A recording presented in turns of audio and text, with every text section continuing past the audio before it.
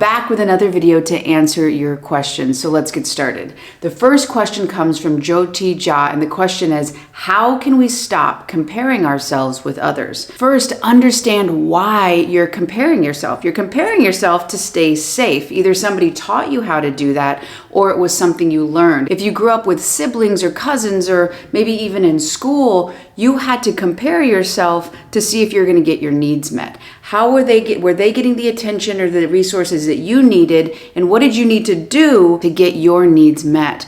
Now, the bigger realm of this, how you can really change a dynamic, is understanding the dynamic of jealousy. I know it might sound confusing and mislabeled, but the real energy of jealousy is anytime you want exclusive attention or affection from somebody or something. It could be with a job, it could be with money, it could be with a relationship. But if you're wanting that connection, you're wanting to have that experience, and you're afraid you're not going to get it, you're afraid you're going to be abandoned, start to think about the comparing, right? You're comparing yourself with somebody else. So somebody might be a threat to you. There's another dynamic that I'm going to draw on the board to give you a little more clarity, potentially, that will help resonate best for you in your situation. But to get back to jealousy, you want somebody's exclusive attention or affection. You're afraid you're not going to get it. You're afraid you're going to be abandoned. So you're either suspicious, you're distrusting, you are anxious, or you start to compare. Now, the reason you care about this is because jealousy is rooted in the fear of abandonment. So the whole thing is about you not being abandoned. Now, the wild part about this is when you're in jealousy, you're self-abandoning. So the whole reason you're trying to do this is so you won't be abandoned, but incidentally, you're actually abandoning yourself. You're not trying to do this. You're not trying to hurt yourself. But if that happened as a kid and you were abandoned, or people weren't there for you the way you needed, you're going to use that outdated coping mechanism, which is, okay, if I'm better at school, maybe I'll get mom and dad's attention. Or if I'm really good at athletics, which was my thing, if I can win all these meets, then people will see me. But if that person's better than me, then my needs, my access to getting my needs met is threatened. Now I'm going to draw this on the board to give you a little bit more clarity. So with this dynamic, it's triangulation, right? You have a victim, a hero, and a threat or a perpetrator. The reason I want to show this to you when it comes to comparison is because another way you could say it is, there's you, there's your need, and there's somebody threatening that need from getting met. If you had a sibling that you had to compare yourself to, this is how this could relate to you. You're the victim, right? You have a need, so you're without. You're a victim to it. You have your need over here, which is the hero, right? Maybe it's your mom or dad. Maybe it's that connection, whatever it is. So it's you're the one without, and you're wanting this need. But then there's a threat. There's somebody, something that's standing in your way potentially of getting that need met. So this triangulation, you can move all around on it, but if you're trying to compare yourself to somebody else, it could be in response to this, that somebody is in your way. And if you can be better than them, if you can size them up, then you can stay safe. It can help to understand why you're doing this, but the most important part is to realize that comparing yourself no longer keeps you safe. You're actually self-rejecting. Are they better than me? Or they are better than me. If I was like them, then I could get this person. You're seeing yourself as less than and them better than you. That if you were different, then you could get your needs met. There's a lot of different iterations of how this could sound in your life, but the biggest thing is your own value of yourself. You seeing yourself as whole and complete, as worthy, as valuable as your needs, on the same level. Again, you've got to look into your past to see a perceptional bias for abandonment. If when you were yourself and you went to get that connection and have your needs met and you were told no, why can't you be better? Why can't you get better grades? I don't like how you do that. It could have been messaged to you that I am not enough. I can't be me and be in the relationship, have that connection. So you could be comparing yourself and doing that same old dynamic that you were messaged or you perceived they were telling you as a kid. As you start to change the value you have of yourself, identify when you compare and realize, oh, I'm rejecting. My responsibility, my duty is my own growth. So how can I take the energy that's going out and saying everyone else is better and bring it back to me? The more and more you do this, the more you start to learn to stay with yourself. That also opens the gateway for you to start being able to emotionally receive and as well as advocate for your needs. The more and more you identify in the moment you're comparing, and whatever goes down in that comparison road doesn't end in the connection you're looking for. You staying with yourself, doing your duty, which is growth, which could be meditation, which could be journaling, which could be going on a walk or working out. How can you take the energy that was going to be about rejecting yourself and learn to accept yourself and understand what your need is in that moment? The better and better you get at this, the more your external circumstances will change, because it's going to be a reflection of your inner change. The next question is going to come from John M. And the question is, why is it when you're manifesting and improving your self-concept at the same time, why does it seem like the universe tests you with things going wrong, backwards, not moving at all? Well, the first thing you got to look at is that idea that you're being tested, that something's going wrong. If you have an idea of it should go this way, and if it doesn't go this way, it cannot result in the experience you're wanting, that could be a limitation of your own. The more you can see, okay, I have the agency, I have the ability, what I'm experiencing could be the meaning you're putting on that. Oh, that person said no, something's happening, it's not working. That person saying no could actually open up the ability and remove that space for that person who potentially isn't emotionally available to welcome in the person who can meet your needs, who you can build a secure, loving relationship with. I fought this really hard because I had specific things that I thought should happen in order for me to experience what I wanted. Turns out I was wrong. The more I let go that how I saw things was the way that they needed to happen to get my experience, and I was able to let go and continue to heal and stay with myself and allow whatever the universe is shifting around, that it is in my best interest.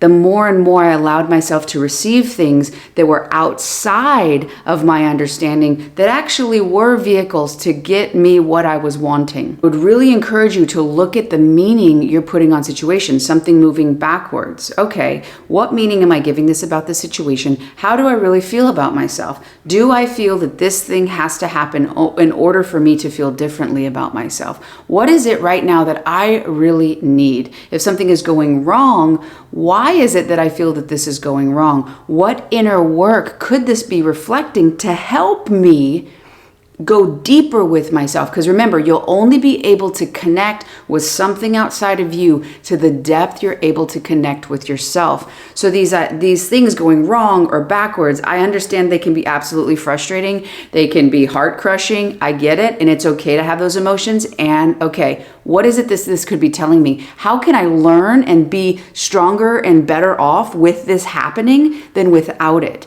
The more you're embracing these situations as not a dead end or an end of the road or, oh my gosh, I can't do it. Look, this is proof. Again, that's the meaning you're giving it. And it's probably reflecting the past and potentially the deep down beliefs that are actually blocking you from experiencing what you consciously want to create, but unconsciously are signaling out that it's not safe, that you got to move away, that you're not good enough. There are so many things that I thought absolutely this person, that person, this thing, if that doesn't work, specifically in regards to the Olympics, I thought if I wasn't an Olympian, that there was no purpose. And so I had to really let go and allow myself to be bigger than the identity of simply being an Olympian. Was that heart crushing? Absolutely. Do I understand more about what happened and how that helped me now than I did then? Absolutely. So the more you're able to extract and alchemize the wounds and transmute them into wisdom, you'll start to learn, wow, I actually gained from that experience and I'm better off for my future because of it. My now is better because that moving backwards, because that hiccup, whatever it is. If you see it as a dead end and you just take it to mean you're not good enough, nothing ever works out, manifesting is always out of your reach, you're using that to affirm those outdated beliefs. You'll have to let go of those outdated beliefs and realize what choice, what vote are you giving it? It's going to help you when the universe is conspiring for you. I fought that, and that was a really hard thing for me, especially if you grew up in a religious idea where God is, basically you're going to get punished for your sins. And the more you can say, oh, the universe is trying to help me. How can this situation, how can I get more out of it and see the love that's actually coming forth from the universe? The more you do that, the more you'll be able to accelerate your experience because you'll grow faster and faster and faster, creating more space in yourself to receive more and also raising your self-concept. But could it be that those tests from the universes are opportunities for you to strengthen that you want to be, how would they respond to this situation right now? Not in the future, not when this happens, then you'll be that person, but using these situations as opportunities to make a new choice. The next question comes from Crystal Elm, and that question is, can you manifest a specific person while still trying to heal your own trauma? Can you manifest something if both are in a different frequency? How do you know if you are in their frequency? Do you have to be at all? The etymology of the word manifestation is basically to make visible what is invisible, essentially to animate your beliefs. What is it that you really feel about yourself? Now, understanding and being trauma informed, meaning aware and conscious that what you've been through, and again, Gabor Mate describes trauma, not so much what happened to you, but how that caused you to be inside of yourself.